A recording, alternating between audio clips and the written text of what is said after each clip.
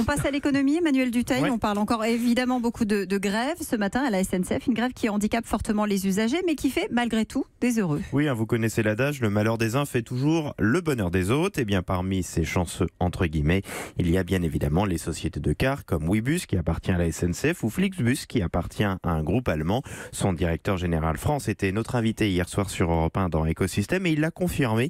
Ils connaissent une très forte progression, plus 80% de demandes sur la première salve de la grève. Idem pour cette deuxième vague, même si là c'est un petit peu à nuancer parce que cette fois il y a le départ de la zone A en vacances. Il y avait donc dans tous les cas une demande en hausse. Ce qui est certain, c'est qu'ils ont mis le paquet. Eux qui travaillent avec des sociétés d'autocars partenaires, ils n'ont pas de bus à eux et n'ont pas de personnel à eux.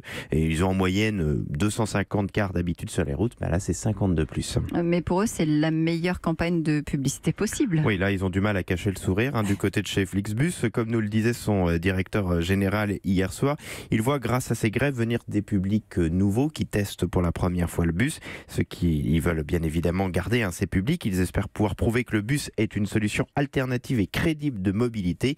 Même si ce n'est pas la priorité, ils ne s'interdisent pas également d'ouvrir ou de renforcer des lignes en fonction des opportunités liées à la grève. Par exemple, il nous disait hier soir qu'il pourrait renforcer l'offre sur Rennes-Nantes. Oui, mais sauf qu'ils sont attaqués aussi sur les prix qui, j'imagine, flambent pendant cette période de grève. Alors, il a été assez clair hier soir. Il assure ne pas avoir touché à ses prix de base. Il le promet même.